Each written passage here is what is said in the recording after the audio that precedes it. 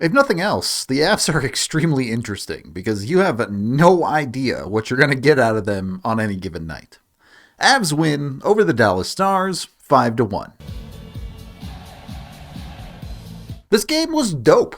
It was just a fun time for Colorado for the vast majority of it. They didn't play their best game, but it was good enough to own Dallas. And I know Dallas was on a Sega Baba, and that isn't meaningless. It should be a game that is easier for Colorado, but you still have to go out and win that game. Avs fans should know that better than anyone. The Avs are one of the best teams on Sega Babas in the league. They beat teams there all the time. It's not a full-on gimme, and the Avs made it look like a full-on gimme. The first 10 minutes of this game was controlled chaos at best. Honestly, maybe it was just chaos. And the Avs immediately make a mistake. Logan O'Connor is going to lose a puck battle here. That doesn't happen often, and it spells disaster for the Avs as he does it, as the Avs will now have to defend in their own zone. Makar here is gonna kind of get caught in no man's land. Instead of taking the puck carrier or taking Stankoven in front of the net, he places himself squarely in the middle. Honestly, this is just the way the Avs to defend. If he's going to defend this way, he needs to do a better job of taking away the passing lane, though. And Sam Girard kind of just covers nothing. So when Stankoven slides out just far enough and Makar doesn't intercept the pass, it's in your net. Now, I've been waiting for the rest of this game for a long time from Colorado. They don't let this game get to 2 goals behind, 3 goals behind, whatever the fact. They've done that before. They've been able to push back in games. What they haven't done is go on to take over the game and don't give anything back to Dallas. You make one mistake and then you put the rest of the game away. I mean that more so from the defensive perspective. The Avs defense and particularly Alexander Georgiev just locked the rest of this game down, and that was great to see. But they also dominated the offensive side, so that was fun. And I use dominate lightly here. They dominated the parts of the game they had to, specifically actually scoring goals. And by the time they were running away with the game, they kind of just stopped shooting and the game kind of just ended, so that was fine. Obviously, the goal they give up isn't great, but again, any night you give up 1 goal, I am willing to forgive your mistakes. I'm even more so willing to forgive that when you get that goal back less than 70 seconds later. This puck is being cleared by Dallas pretty easily here, but Taves is going to pick this puck up in the neutral zone and prevents the Stars from 1, getting up the ice, and 2, changing at all. By finding Cogliano in the middle of the ice, Cogliano gets the zone, and Dallas just kind of lazily was going up the ice here. They get caught in a 3-on-2 situation, leaves Kiviranta open on the far side, and Cogs does a good job to find him here. This is not a special shot. Oettinger probably should have saved it, but he doesn't. So are all NHL goalies just bad now? There are a rare few who are putting up quality numbers, but Jake Oettinger, who has been touted as one of that next wave of great goaltenders, barely has a .900 save percentage this year.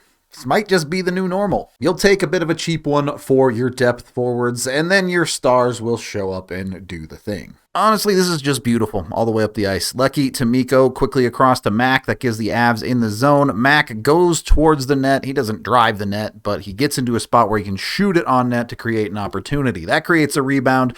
Lecky just crashing the net like a madman, gets a stick on it, creates chaos in front. Mikko circling back into the play, committing to Pizza Hut. He's able to find this puck, does not score it initially, almost loses it, but McKinnon, hounding the puck as well, puts another shot on net. Andre saves that one too, but Mikko still in the area. The Avs pick up yet another rebound, and he's able to just flip it in. Look, it's pretty clear to me that the Avs took this game very seriously. They know Dallas is their direct competition, not just for playoff seeding, but very likely a team that they will have to go through at some point in the playoffs. For all of the nights recently that it feels like Mikko was not engaged, he was pushing in this hockey game, and that gives me confidence that when it comes time, Mikko will be ready. So despite the bad start, the Avs win the first period. They outshoot Dallas pretty significantly. They look like the better team. Then you get into the second period and not a whole lot happens until the Avs score 2 goals in less than a minute. Play's actually kind of a mess for Colorado. Cogliano does not flip this out well in the neutral zone, but Chris Wagner is able to get involved in a puck battle and just finds a way to chip it into the offensive zone. From there, Cogliano is just off to the races. He was with speed and he's able to find the puck, and then he just pulls the trigger and beats Oettinger clean. Ottinger's going to try and play this puck up the wall. Lehkonen is the first man there to disrupt the play, but it's really Cale Makar pinching in and winning a puck battle that creates this play. Lecky's able to come away from that with the puck and just slip it to MacKinnon. And the Stars were not ready to defend Nathan MacKinnon. He just blows right by him in one little step. And then he gets to walk in on Ottinger, who plays this very passively, allowing MacKinnon to go across him and a beautiful backhand to finish. So Dallas didn't play particularly well in this game. I think that much is clear. But the Avs pounced on their weakness, something they have not done enough this season.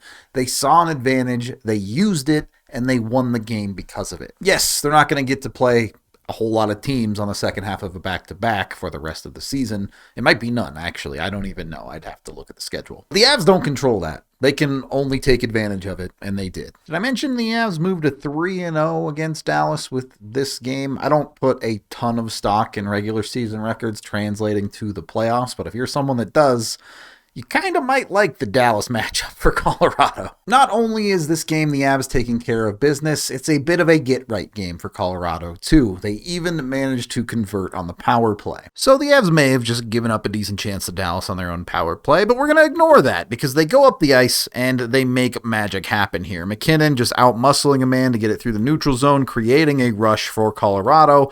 Drouin drops to Mikko. Mikko finds Drouin, and then it all comes together with Lecky just trickling to the back door as Drouin gets it across for the tap in. You are not going to win games like this every night where the other team is struggling and the puck is just going in for you. But if you're a good team, you should be able to win some games like this. And even if it is a Dallas team with context of it being a tough game for them, Dallas is still a good hockey team too.